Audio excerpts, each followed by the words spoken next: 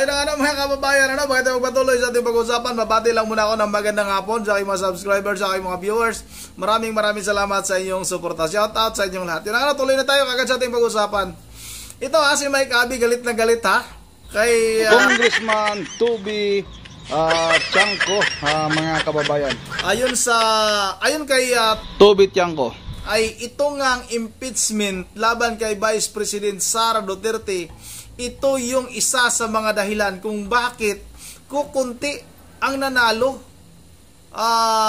ng ano ba tawag nito mga kababayan, senatorial candidate ng alkansya ng Bagoong Pilipinas. Kaya iilan lang mga kababayan, 6 lang pero ang sa tingin talaga natin ay isa lang yung original na alkansya ng Bagoong Pilipinas. Yan ang tingin natin na talagang nasa panig nitong si Pangulong Bongbong Marcos Jr. mga kababayan, ay itong si Erwin Tulfo, dahil nga isa ito sa mga nagtatrabaho, no? Isa ito sa kabinete ni Pangulong Bongbong Marcos nung nakaraan. DSWD ito mga kababayan. At wala nang iba bukod kay Erwin Tulfo. Hindi nanalo sila DILG Secretary Binor Abalos.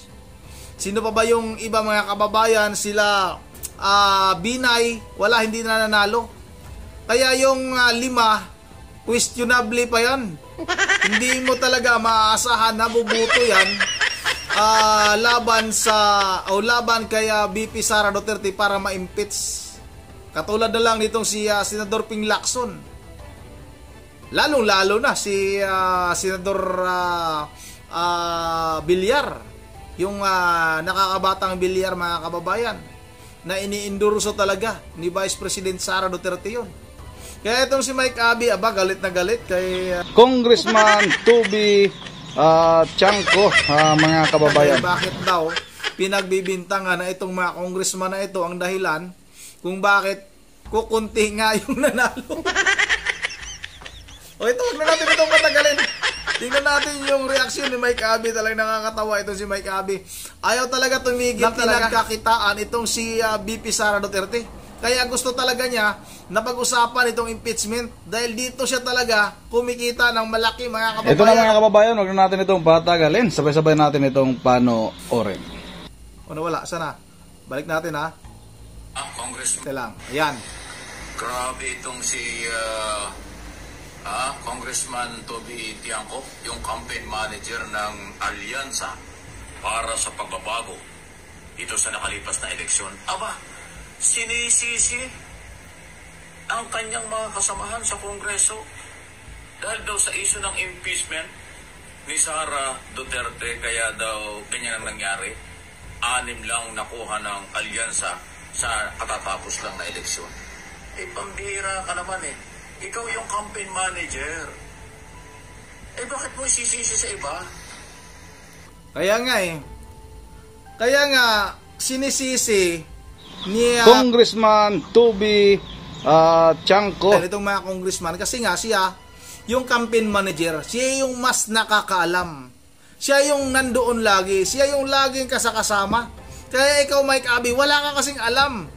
Ang alam mo lang kasi bumabatikos kay Vice President Sara Duterte at sa mga kalyado ni Vice President Sara Duterte. Samantalang itong si Congressman Toby, siya yung pupunta, siya yung sumasama sa mga kandidato. Kaya alam niya kung ano yung nakikita niya doon sa ground. Alam niya kung paano sila tinatanggap ng mga tao. O kahit dito sa probinsya namin mga kababayan, dahil sa impeachment at pag-kidnap kay dating Pangulong Duterte, yan talaga yung isa sa mga dahilan kung bakit dito sa amin ay kami sa amin lang, sa side namin, talagang Duterte kami. Lahat ng mga kandidato ng Duterte, yun yung binubuto namin dahil nga nasaktan kami. Dahil sa ginawa nila sa mga Duterte, yung pag-impeach kay Vice President Sara Duterte at itong pagpa-aresto kay dating Pangulong Duterte at dinala nga doon sa dahig. Dapat Mike Abby, maintindihan mo yan. Isa ka naman sanang journalist, wag mong linlangin yung mga manunood o mga nanonood sa iyo. Ito, patuloy natin to. Bakit hindi mo aminin mahina ang iyong strategy? Aba. Mahina ang iyong mga plano para may panalo ang kandidato. Anong kinalaman ng impeachment yan? Aba, talaga mo, ang bugok. Sandali lang, Toby. Aba, Parang bugok. ang dating mo, Duterte ka. Aba. Parang ngayon, pinapaboran mo pa yung Duterte. Aba. Dahil sa sinasabi mong conditional na pag-release ng pondo, Totoo naman. yun daw ang dahilan kaya maraming signatory at nag-endorse ng impeachment dahil may conditional release ng pondo at mga project ng congressman. Aba, sinisiraan mo ang gobyerno, sinisiraan mo ang mga kongresista. Alam kaya nitong mamang ito ang kanya sinasabi. Siyempre. Nagtatanong lang po. Aba. Oh, ayan Mike Abby, bumaliktad na si Tubit yung iniiwan na kayo, iniwanan na kayo. At yun nga, pumapanig na kay Pangulong Duterte. Ano ba mga kababayan yung sinabi ni Congressman Tubit yung kuha kababayan? O ito, panoorin natin ito para talagang tawag nito para marinig ng ating mga kababayan kung gaano ba kasinungaling itong si Mike Abby. Wala daw talagang conditional, walang pangako itong si Speaker Martin Romualdez. Mismo dito sa aming probinsya mga kababayan, yan yung mga naririnig namin mula sa mga congressman. Dahil nga pag hindi sila pumirma, iipitin yung budget at wala silang maibibigay na proyekto sa mga kanilang mga distrito na nasasakupan. Yan yung katotohanan. At yung ginawa naman ng mga congressman dito sa amin, may mga pangako. Iwan ko lang kung hindi ba mapapako mga kababayan. Ito na, panoorin natin si Congressman Toby. So, may data pa after the Hague? May data po ba kayo after the Hague naman? Yes, after Ayan, the Hague mga talagang namroblema na tayo, no? Talagang nauubos na yon. But what I'm saying is, yung impeachment kasi was beyond our control, no?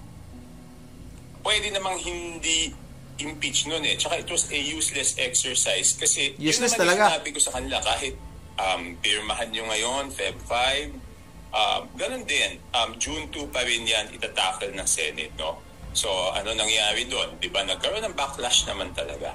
Yung Hague, there are external factors beyond our control. So, it is not an apples-to-apples comparison, no? Ang pag-usapan natin dito, yung totally within our control, yung impeachment. Kung hindi na ginawa yun, hindi ganito kasama. Tsaka nagkaroon ng parang pattern. Isipin mo, una, in-impeach. Tapos, pinadala sa Hague. So, parang pinagplaplanuhan mo, di ba? But, Diba? Maliwanag mga kababayan. Mabuti pa itong si Tubit yan ko. alam niya na talagang may pattern, talagang pinagplaplanuhan. Samantalang itong si Mike Abby, na isang journalist, lagi nakaharap dyan sa television, dahil nga nagbabalita ng mga kasinungalingan, hindi niya alam mga kababayan. Dahil puro lang kasinungalingan itong binabalita nitong si Mike Budol mga kababayan. O ito, patuloy natin. kung wala yung impeachment, baka iba yung pananaw ng tao. Baka Totoo sabihin yan. nila, sumunod lang talaga sa batas. Pero yung impeachment, iba ang tingin ng tao doon. Okay, given what you said, bakit, kasi, given what you said, bakit nga, bakit pinilit? If you had these discussions within the administration noon, bakit pa ipinilit yung impeachment even despite your warnings sa kanila? Bakit pinilit yung impeachment? Hindi na ako sinama doon sa Hindi na ako sinama doon sa huling usapan. Okay? Pero doon sa mga nangyari, may duda ako kung bakit pinilit yung impeachment. Can you share with us or would you keep that to yourself muna? Alam mo, di ba galit na galit si Presidente doon sa budget, di ba? Okay. At hindi lahat because of the lack of time, hindi lahat ng items doon na-veto. Di ba? Yes. Di ba yung unang usapan dyan is malaking amount yung ibibito, di ba? Yes. Later on, maliit na lang yung nabito, like 20 billion yata. Okay? So, ang ginawa nun, nagkaroon ng conditional release, di ba? Yes. Okay. So, noong hindi mailabas yung conditional release, yun ang, sa tingin ko, nung time na yon, yun ang iniisip kong nagtulak. Na ituloy yung impeachment para meron silang magamit at sabihin na kailangan natin ilabas yung conditional release kasi pumirma tong mga to. And later on, I was proven correct. Yun yung duda ko noong ginagawa nila yan. Okay? Because there is no reason eh. Sasabihin ba may clamor? There was no clamor. Ang sinabi nila, alam ko, ang sinabi nila kay Presidente was hindi nila mapigilan yung clamor. Pero, RG, common sense naman, sinong politiko ang gustong may kaaway ka at gusto mong awayin yung Vice President entering an election? Totoo yan. Yes. Number one. Number two, lahat naman ng politiko ay humihingi ng suporta sa Iglesia ni Cristo. Totoo yan. So, ang gustong mag-vote ng impeachment nung nag-rally na ang Iglesia ni Cristo supporting the call of the President na wag ituloy yung impeachment. Number three, yung Presidente ayaw niya talaga nung impeachment because on the day of the signing of the impeachment, I had a meeting with him na nagkataon, yun yung nagpipirmahan, natapos kami mag-meeting, tapos na yung pirmahan, he did not even talk to me about it. Baka naman kunwari lang yan. Baka kunwari lang yan, Congressman, ha? Na ayaw ni President Bongbong Marcos yung impeachment. Dahil nga, mga kababayan, itong ating Pangulo, iba yung sinasabi, pero iba yung ginagawa. Magkasalungat, mga kababayan. Kaya wag muna tayong maniwala na ayaw nitong si Pangulong Bongbong Marcos ng impeachment laban kay Vice President Sara Duterte hanggat hindi siya magsalita na itigil yan. Putulin ninyo yung impeachment na yan. Hindi naman niya sinabi bakit hindi ka pumirma, bakit hindi man niya sinabi na naka 215. Hindi niya talaga pinag-usapan. Kasi nga mga kababayan, tika lang ha. Kasi nga, kung maalala ninyo, si Sandro Marcos, number 1, no? Siya yung unang pumirma. Kaya medyo tagilid, hindi tayo naniniwala na ayaw ni Pangulong Bongbong Marcos ng impeachment. Ang sa tingin ko tama nga itong si Mike Abe din, baka gusto nang bumaliktad nitong si Tobit Yanko. Kung hindi ako pumirma at gusto niya yan, di dapat natanggal na ako, di ba? So, paano ko masabi na yung conditional release ang naging motivation? Kasi, nung hino-hold na yung mga conditional release, kinausap ako ng dalawang tao ni Speaker. Okay? So, rin-request nila na ma-release yung mga conditional release. Sabi ko, hindi pwede. Sabi nila, paano yung mga yan pumirma sa impeachment? So, sabi ko, sino nag-authorize sa inyo ipangako yan? So, I cleared with the President. Sabi, sir, kasi ganito sinasabi nila eh. Pinangako daw nila yung conditional release. Sabi niya, walang usapang ganyan. So, very clear. Okay, talagang itinuloy nila to given kahit na alam nilang may potential effects dun sa election in terms of your slate. Bakit? Yes, because there was a bigger motivation. The budget that you were talking about. Yes, di ba? Okay, tignan muna natin, RG, kung saan ba tayo nagsimula maggulo-gulo dito. Di ba? Nagkagulo-gulo tayo dito nung pinilit nila yung budget na gusto nila. Di ba? So, anong remedyo? Nag-veto. Hindi na-veto lahat. Ang sinabi, magkakaroon ng conditional release. O pagkatapos nagkaroon ng conditional release, di na problema ngayon. Paano gagawin? O so, anong ginawa nila? At ang masakit dito is nadamay yung mga congressmen. Di ba, openly naman, yung mga hindi pumirma, sinabi naman nila yung consequences. yung mga pumirma, anong sabi nila? Sinabi naman nila yung reason bakit sila Totoo pumirma, yan. di ba? Yes. Yung sinasabi ko, hindi invento yan. Diba? Yung sinasabi ng mga congressman na pumirma at yung mga sinasabi ng congressman na hindi pumirma just validates what I am saying. Totoo Yes. yan. Totoo yan mga kababayan, hindi talaga imbento yan, totoo yan. Kahit tayo mga kababayan, maniniwala tayo na talagang yan yung pangako. Pag pumirma ka, makukuha mo yung budget mo, baka dinagdagan pa mga kababayan. Pag hindi ka pipirma, wala kang budget, iipitin ka. Ganito o ganun ka sakim itong ating namumuno dyan sa Kongreso.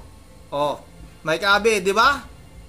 Oh, maniwala ka ba sa sinasabi ni Congressman Toby Chanco? Yan yung totoong nangyayari, Mike Abe. Ikaw wala ka kasing alam. Kasi ikaw, puro ka lang kasi balita ng balita, hatid ng mga kasinungalingan sa iyong mga taga-suporta, nag-iimbento ng mga kwento para talagang masira itong si VP Sara Duterte. Pero ulitin ko lang, diyan ka nagkakamalay, Mike Abe. Mike Abe, baka support ka rin ha, parang si tawag nito, itong si Pipanyol Labrador. Ayan ang mga kababayan, dito lang muna at bago tayo magtatapos ay mag-shoutout lang muna tayo. Sana lumabas yung ating internet. Naputol yung wire ng internet natin ha. Di tayong gamit natin mga kababayan. Ayan na, loading na naman. Dahil wala, ayan, loading siya. Ibig sabihin, di tayo makapag-shoutout. Ayan na, lumabas. Oh, shoutout kay Christopher Bagtong. Shoutout Christopher Bagtong. Shoutout na rin kay Ma'am Joyce ng Japan, Mami Disa Borby, kay Ma'am Bergie Everhelios ng Pulilan, Bulacan, dito tayo sa may bandang baba. Shoutout na rin kay Rods Gonzaga. Shoutout kay Yuds. Shoutout kay Nimrod Rajel. Shoutout kay Jesus Malyari. Shoutout na rin kay Ausilito Bila Unay. Shoutout na rin kay Bernard Pabrus. Kay Boundless Forest EPP, shoutout sa idol. Ano daw? Kasuhan daw ako sa caption ko. Panoorin mo yung laman, wag yung caption ang panoorin mo. Panoorin mo muna, wag ka munang magkomento nang hindi mo naman alam, idol ha. Pasensya na. Pero kailangan mo munang panoorin. Hindi lahat ng caption ay masama. Panoorin mo yung laman para para matauhan ka. Shoutout na rin kay Frankenstein. Shoutout na rin kay Saib Green Sib Green Leon.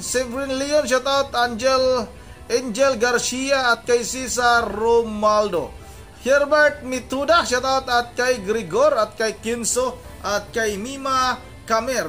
Noel Guzman ay shoutout at hanggang dito lang muna. Once again, this is Ronde TV mo. Ingat ang lahat. God save the Philippines.